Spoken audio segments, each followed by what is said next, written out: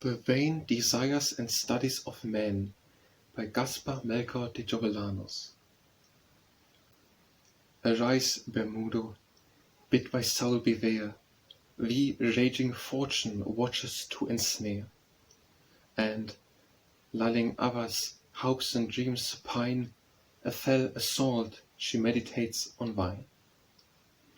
The cruel blow which, suffered from her rage, thy poor estate will not her wrath assuage, till from thy breast her fury may depose the blissful calm to innocence it owes.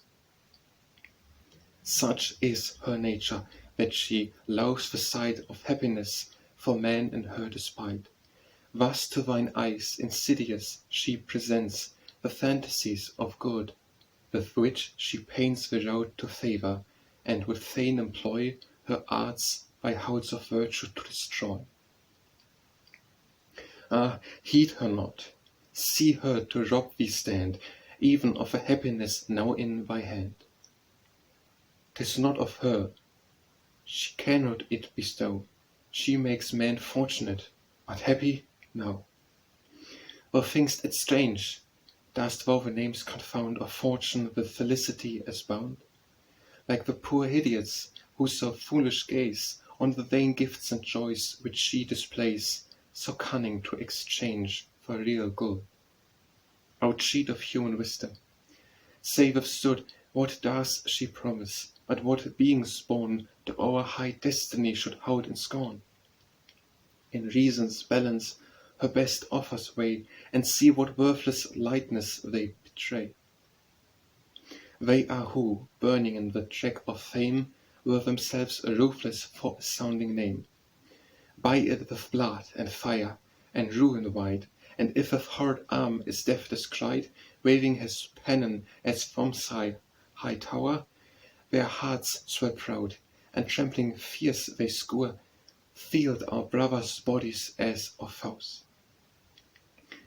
Then sing a triumph, while in secret flows the tear they shed as from an anguished heart, less lofty, but more cunning on his part. Another sighs for ill secure command, the flatteries solicitously planned, follows the air of favour, and his pride in adulation vile he serves to hide, to exalt himself, and if he gain his end, his brow on all beneath will haughty bend. In sleep and joy and inward peace, the price to splendour of command will sacrifice. Yet fears the while, uncertain in his joy, lest should some turn of fortune's wheel destroy his power in deep oblivion overthrow. Another seeks, with equal ardour shown, for lands and gold in store. Ah, lands and gold, with tears how watered, gained with toils untold.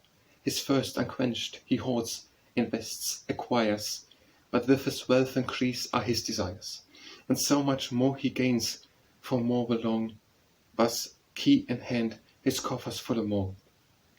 Yet poor he thinks himself, and learns to know his state is poor because he thinks it so. Another like illusion his to roam from wife and friends, or flying light and home, to dedicate his vitals the long night in secret haunts of play, makes his delight with thy companions. Betwixt hope and fear his anxious breast is fluctuating drear. See, with a throbbing heart and trembling hand, where he has placed his fortune, all to stand upon the turning of the die. 'Tis done, the lot is cast. What is it? Has he won? Increased is his anxiety and care. But if reversed, O heaven, in deep despair, overwhelmed in ruin, he is doomed to know a life of infamy, or death of woe. And is he happier who distracted lies, a slave beneath the light of beauty's eyes, who fascinated watches, haunts, and prays, and at the cost of troubles vast essays, with doubts and fears, a fleeting joy to gain? Love leads him not, his breast could ne'er profane, admit love's pure flame. 'Tis passion's fire alone that draws him, and in wild desire he blindly headlong follows in pursuit. And what for all his toils can he compute? If gained at length he only finds the price bring death and misery even in pleasure's guise.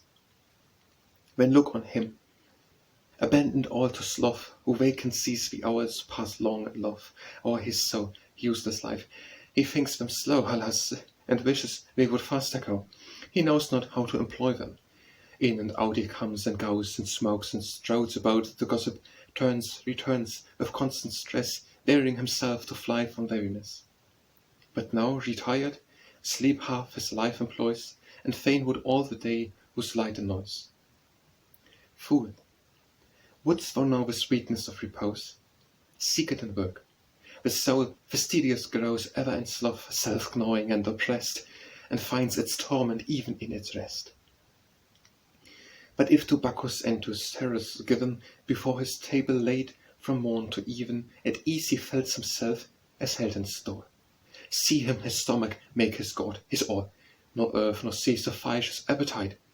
Irritant and gladness the like unite, with such he passes his vain days along, in drunken roots obscene, with toast and song, in jests and dissolute delights, his aim to gorge unmeasured, ride without shame. But soon with these begins to blunt and lose stomach and appetite. He finds refuse offended nature, as insipid food, the savours others, delicacies viewed. Vainly from either India he seeks for stimulants, in vain from art bespeaks fresh sauces, which his palate will reject. His longings heightened, but life's vigour wrecked, and thus worn out in mid-career the cost, before life ends he finds his senses lost. Oh, bitter pleasures! Oh, what madness sore is theirs who covet them, and such implore humbly before a lying deity! How the perfidious goddess to agree but mocks them, for perhaps at first she smile, exempt from pain and misery the long while she never leaves them, and in place of joy gives what they ask with weariness to cloy. If trusted, soon is found experience taught what ill-foreseen condition they have sought. Negard their wishes ever to fulfill, fickle and favour, facilitating, still inconstant, cruel, she afflicts today and casts down headlong to distress a prey, whom yesterday she flattered to upraise. And now and never from the mire she sways, exalted to the clouds, but raised in vain with louder noise to cast them down again. Seest thou not there a cloudless multitude thronging her temple round, and oft renewed, seeking admittance, and to offer fraught with horrid incense for their idol brow? Fly from her! Let not the contagion find the base example enter in thy mind. Fly, and in virtue thy asylum seek, to make thee happy. Trust the words I speak. There is no purer happiness to gain than the sweet calms the just from her attain. If in prosperity their fortunes glide, she makes them free from arrogance and pride. In mid-estate be tranquil and content, and adverse be resigned where'er the event. Implacable, if envy's hurricane overwhelm them in misfortunes, even then she hastes to save them, and its rage control. With lofty fortitude the nobler soul, enduring faithful, and if raised to sight, at length they find the just reward required. Say is they ought to hope for prize so great as the immortal crown for which they wait. But is this feeling then, I hear thee cry, that elevates my soul to virtue high, this anxious wish to investigate and know, is it blameworthy as those passions low? Why not to that for happiness repair? Wilt thou condemn it? Now who would so dare, but right would learn his origin and end? Knowledge and virtue, sisters like, descend from heaven to perfect man and nobleness. And far removing him, their modo, yes, from vice and error, they will make him free, approaching even to the deity. But seek them not, in that false path to go, which cunning fortune will to others show. Where then to wisdom's temple only haste, there thou wilt find them. Her invoke, and traced, see how she smiles. Press forward, learn to use the intercession of a kindly muse to make her propitious. But beware, that in her favour thou escape the snare, the worship which the vain adorer pays. She never him propitiously surveys who, insolently seeking wealth or fame, burns impure incense on her altar's flame. Dost thou not see how many turn aside from her of learning void, but full of pride? Alas for him who, seeking truth, for aid embraces only a delusive shade. In self-conceit, who, venturing to confide, nor virtue gained, nor reason for his guide, leaves the right path, precipitate to stray where error's glittering phantoms lead the way. Can then the wise hope happiness to feel in the chimeras sought with so much zeal? Ah, no. They all are vanities and cheats. See him, whom anxious still the morning greets, measuring the heavens, and of the stars that fly the shining orbits. With a sleepless eye, hasty the night he reckons, and complains of the day's light his labour that detains. Again admires night's wonders, but reflects ne'er on the hand that fashioned and directs. Beyond the moons of Uranus he bends his gaze, beyond the ship the beer scans. But after all this, nothing more feels he. He measures, calculates, but does not see the heavens obeying their great author's will, whirling around all silent, robbing still the hours from life, ungratefully so gone, till one too undeceived them soon draws on. Another, careless of the stars, descries the humble dust to scan and analyze. His microscope he grasps and sets and folds on some poor atom, and a triumph calls, if should the fool the magic instrument of life or motion's slightest sign present, its form to notice, in the glass to pour what his deluded fancy saw before, yields to the cheat, and gives to matter base the power for God the Lord of all to trace. Thus raves being great, another the meanwhile to scrutinize pretends in learning style the innate essence of the soul sublime. How he dissects it, regulates in time, as if it were subtle fluid, known to him its action, function, strength and tone, but his own weakness shows in this alone. 'Twas given to men to view the heavens on high, but not in them the mysteries of the sky. Yet boldly dares his reason penetrate the darksome chaos, or it to dilate, with staggering step, thus scorning heavenly light, in error's paths he wanders, lost at night. Confused, but not made wise, he pours about betwixt opinion, wavering, and doubt, seeking for light, and shadows doomed to feel. He ponders, studies, labours to unseal the secret, and at length finds his advance. The more he learns, how great is ignorance of matter, form, or motion of a soul, or moments that away incessant roll, or the unfathomable sea of space without the sky, without the shore to trace. Nothing he reaches, nothing comprehends, nor finds its origin, nor where it tends, but only sinking, all absorbed, may see in the abysses of eternity. Perhaps, when stepping more disordered yet, he rushes his presumptuous flight to set even to the throne of God. With his dim eyes, the great inscrutable to scrutinize. Sounding the gulf immense that circles round the deity, he ventures o'er its bound. What can he gain in such a pathless course, but endless doubts? His ignorance the source? He seeks, proposes, argues, thinking vain. The ignorance that knew to raise must fain be able to resolve them. Has foreseen attempts that e'er have more audacious been. What? Shall an atom such as he excel to comprehend the incomprehensible? Without more light than reason him assigned the limits of immensity to find? Infinity's beginning, middle, end, dost thou, eternal Lord, then condescend to admit men to thy counsels, or to be with his poor reason in thy sanctuary? A task so great as this dost thou confide to his weak soul? 'Tis not so.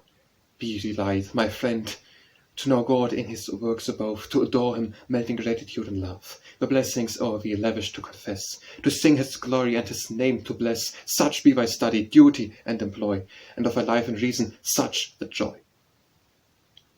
Such is the course that should the wise essay, while only fools will from it turn away.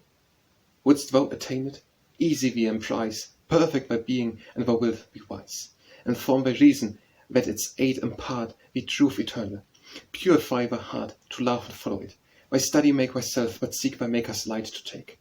There is high wisdom's found alone, there thou by origin wilt find be shown, there in his glorious work to find the place, this vine to occupy, there thou mayst trace the lofty destiny, the crown declared of endless life, for virtue that's prepared.